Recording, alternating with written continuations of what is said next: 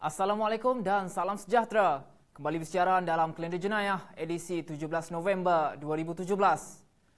Angkara dendam, 3 beranak maut manakala seorang lagi kritikal selepas ditikam dengan pisau dan dihentak dengan tukul besi di sebuah rumah di Taman Bahagia, Jalan Wakaf Mek Zainab, Kota Baru, Rabu lalu.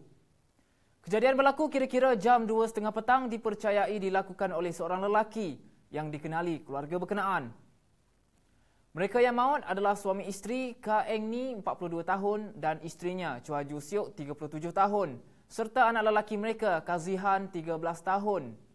Sementara anak perempuan Ka Zing Ru 15 tahun parah dan dirawat di Hospital Raja Perempuan Zainab II.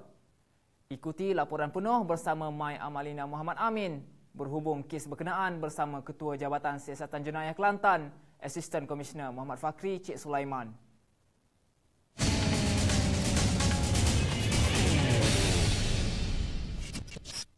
Assalamualaikum dan selamat sejahtera.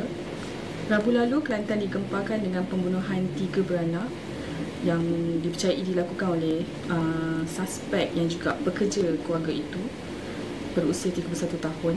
Dalam kejadian itu, suami isteri dan anak lelaki mereka berusia 13 tahun dibunuh dengan kejam, manakala anak perempuan mereka berusia 15 tahun cedera. Usaha memburu suspek kini sedang giat dijalankan. Dan bersama-sama saya untuk menjelaskan lebih lanjut mengenai kes ini adalah Ketua Jabatan Siasatan Jenayah Kelantan, Asisten Komisioner Muhammad Fakri Cik Sulaiman. Bagaimana sedia maklum, kejadian ini berlaku pada 15 hari bulan, iaitu pada mulanya kita terima juga pukul 2.30. Tapi bila kita mendapat keterangan daripada pihak saksi, daripada mangsa anak dia yang dapat rawat, kejadian ini berlaku lebih awal, pukul 2 tengah hari. Dalam kejadian ini, 3 beranak telah pun terbunuh yang melibatkan bapa dia iaitu Kang Eng Ni dan diikuti dengan ibu dia lah, Chua Ju Siok dan juga adik lelaki iaitu Ka Zihan yang berumur 13 tahun. Bermulanya dia cuba menarik mayat ayah dia ni. Ayah dia sebenarnya dipukul dalam rumah, bukan di luar rumah. Dia cuba menarik mayat ayah dia ni keluar. Mungkin kemungkinan dia nak bawa dengan lori ni, tapi mungkin tak sempat. Dia tu start lori, anak lori ni terus keluar daripada tempat kejadian.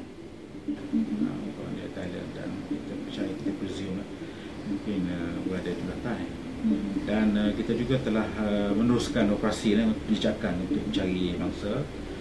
Sementara lagi kita akan meneruskan statement terhadap anak dia yang 8 tahun.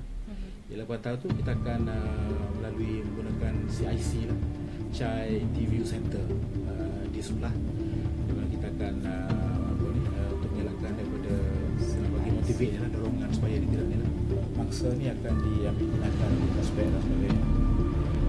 Tapi yang kita rasa sininya, kita berdasarkan pada saksi juga mengatakan bahawa hubungan dia tu baik, hubungan memang begitu rapat sekali. Jadi yang masa ni mari daripada kampung dibaca kampung Balai dibaca pagi-pagi ke pukul 9. Lepas tu yang suspek ni daripada Jubakar Tumpat jumpa di situ. Dan mengikut anak-anak tu memang rapat lah. Dia dalam rumah tu kan. Macam mana benda ni boleh berlaku sedangkan dia punya hubungan yang rapat dan tak ada usul-usul rompak samun dan sebagainya. Jadi tu yang kita rasa tu juga lah. Jadi anyhow kita akan lebih narrow lagi lah. Kita akan cuba lagi bila kita dapat keterangan daripada anak bongsu 8 tahun dan seorang lagi kakak dia 18 tahun yang masa kejadian tak ada sebab dia ada lepas dia exam SPM.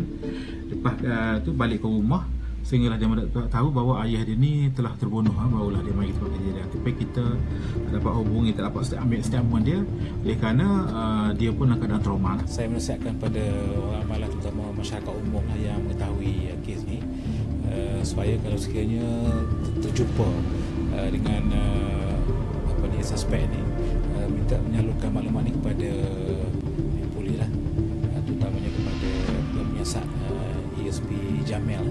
Dan kita juga minta supaya kita tidak mengambil tindakan bersendirian lah. Kenapa? Kerana kita bimbang kemungkinan ialah kalau sekiranya dia boleh melakukan pembunuhan kepada kawan rapat dia dan merupakan jiran lah ataupun majikan lah, bagi saya tak dapat dinafikan dia juga akan melakukan perkara sama kepada mereka benar. Jadi minta berhati-hatilah.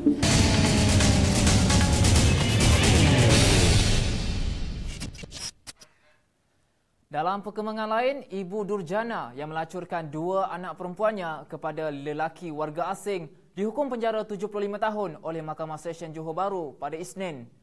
Tertuduh berusia 39 tahun itu mengaku bersalah terhadap 10 pertuduhan melakukan perbuatan terbabit dan didakwa menganiaya dari segi seks dengan cara melacurkan mangsa.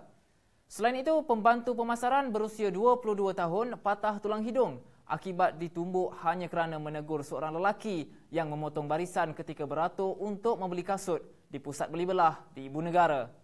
Saksikan rangkuman kalender jenayah minggu ini.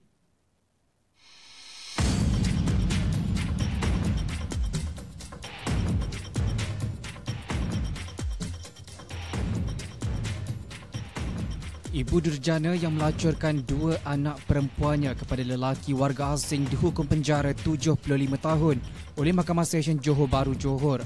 Hakim Kamaruddin Kamsun menjatuhkan hukuman itu selepas tertuduh yang berusia 39 tahun mengaku bersalah terhadap 10 pertuduhan melakukan perbuatan terbabit. Berdasarkan 5 kertas pertuduhan, ibu tunggal itu yang mempunyai pemeliharaan dan hubungan amanah sebagai ibu kandung kepada seorang remaja perempuan 13 tahun didakwa menganiaya dari segi seks dengan cara melacurkan mangsa. Manakala 5 lagi pertuduhan dia didakwa melakukan perbuatan sama ke atas seorang lagi anaknya iaitu kanak-kanak perempuan berusia 10 tahun. Semua perbuatan itu dilakukan antara 9.25 pagi 1 Oktober lalu hingga 12.21 tengah hari 7 Oktober lalu di sebuah hotel bajet di Susur Dewata 1 Lakin Perdana Johor Bahru, Johor.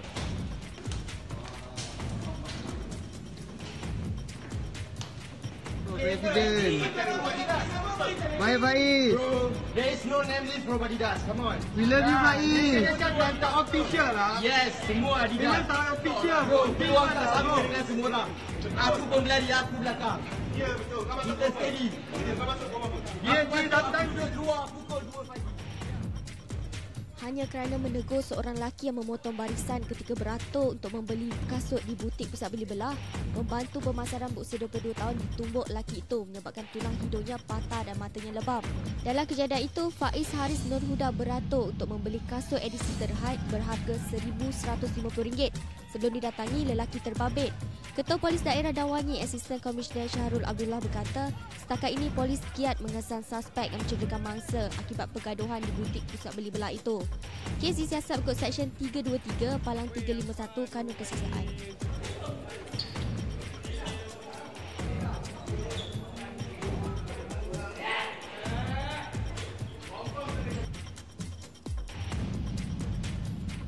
Seorang penganggur tiba-tiba mengalami masalah semput selepas dijatuhi hukuman penjara 32 bulan atas 2 pertuduhan oleh Mahkamah Majistret. Lelaki itu didakwa atas kesalahan menawarkan barang lelongan polis Diraja Malaysia PDRM yang sebenarnya tidak wujud dan menyamar sebagai pegawai kanan polis 9 tahun lalu. Malah lelaki terbabit yang diiringi anggota polis kelihatan tercungap-cungap dan cemas ketika dibawa ke mahkamah bersebelahan untuk mendengar satu lagi pertuduhan juga membabitkan kes penipuan. Terdahulu Abdul Rani Mat Sharif mengaku bersalah atas tuduhan menipu dan menyamar sebagai pegawai kanan PDRM selepas pertuduhan dibacakan jurubahasa di depan Majistret Norina Maludin. 3 lelaki dan seorang wanita dipercayai terbabit dalam kejadian colik, bunuh dan tanam mayat seorang pemilik kedai cuci kereta di Siliau Port Dickson Ahad lalu diremang 7 hari di Mahkamah Majistret Port Dickson pada Khamis. Ketua Polis Daerah Port Dickson Superintendent Zainuddin Ahmad berkata, permohonan reman dibuat pihak polis dan dibenarkan Majistret sehingga Rabu. Katanya 4 suspek berusia 22, 26, 29 dan 39 tahun disiasat mengikut Seksyen 302 Kanun Kesihatan kerana membunuh. Zainuddin berkata mangsa B. Sugumaran dilaporkan hilang dari premisnya di Ampangan Seremban pada 13 September lalu sebelum mayatnya ditanam di sebuah kubur di Siliau. Menurutnya, pihak polis yang menjalankan siasatan berjaya memberkas seorang lelaki sebelum ditunjukkan lokasi mayat yang ditanam. Rentetan itu 8 lelaki dan seorang wanita ditahan untuk siasatan lanjut.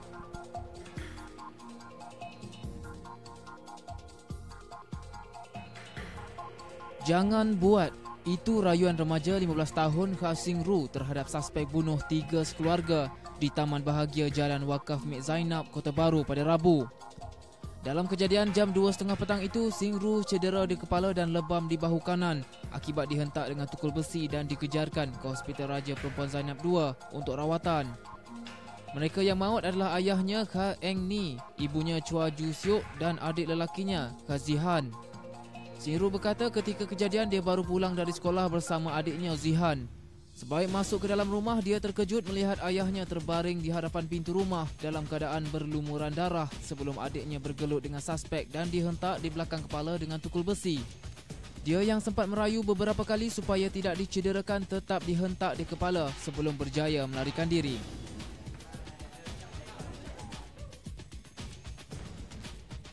Taktik polis mengepung semua laluan di Jalan Jelapang ke Silibin, Ipoh dalam Ops Belum Berhara membuatkan 131 mak rempit hilang arah.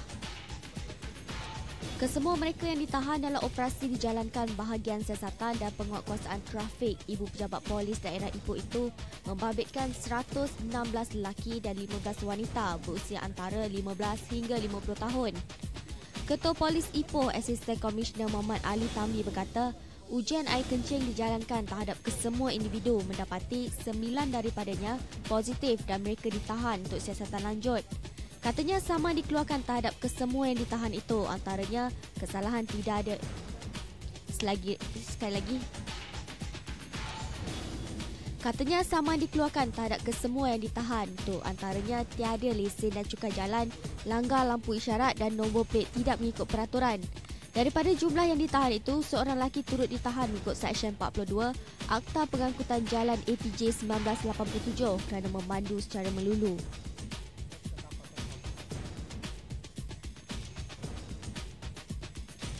Polis Perlis mengeluarkan wajah 56 individu termasuk 6 orang paling dikehendaki membabitkan kes jenayah berat di negeri itu. Suspek berusia antara 17 hingga 67 tahun itu dikehendaki bagi menyelesaikan kes tertunggak sejak 1999 sehingga kini, membabitkan kes bunuh, cubaan bunuh dan beberapa kes lain. Ketua Jabatan Siasatan Jenayah Ibu Pejabat Polis Kontijen Perlis Superintendent Azhar Muda berkata, semua 56 suspek berkenaan adalah warga Malaysia berasal dari beberapa negeri dengan seorang daripadanya wanita. 6 daripada 56 suspek dikategorikan sebagai paling dikehendaki kerana terbabit dalam kes bunuh, cubaan membunuh dan kes samun. Pihaknya meminta suspek menyerah diri bagi membantu pihak polis selain meminta orang awam menyalurkan maklumat kepada pihak polis.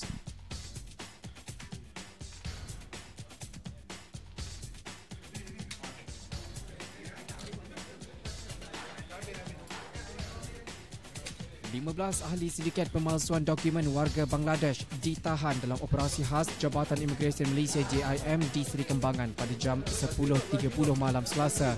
Ketua Pengarah Imigresen Datuk Seri Mustafa Ali berkata hasil risikan selama sebulan ke atas sindiket berkenaan oleh bahagian perisikan, operasi khas dan analisa JIM. 15 ahli sindiket termasuk suami isteri dan ahli keluarga terdekat mereka berjaya dicekup. Katanya sindiket berkenaan dipercayai sudah aktif sejak setahun lalu dengan menjadikan kedai-kedai telefon yang disewa sebagai tempat beroperasi untuk mendapatkan pelanggan selain memasarkan dokumen palsu itu. Sindiket itu diketuai oleh seorang lelaki warga Bangladesh berusia 40 tahun yang mempunyai kepakaran di dalam bidang teknologi maklumat, manakala ahli keluarganya yang membantu dalam proses pengedaran dan mencari pelanggan. Menurutnya, sindiket yang mampu menghasilkan 40 dokumen palsu dalam tempoh 24 jam itu hanya menggunakan komputer, mesin pencetak kad, mesin laminate untuk menghasilkan dokumen palsu yang dijual pada harga RM40 sekeping.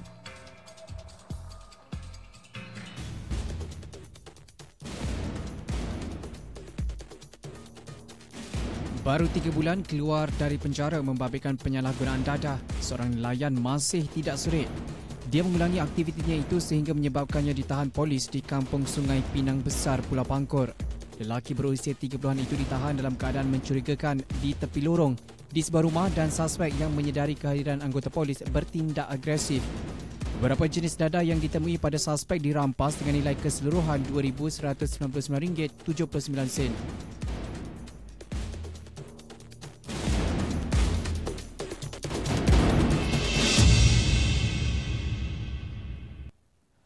Sekian dulu untuk Kalender Jenayah minggu ini.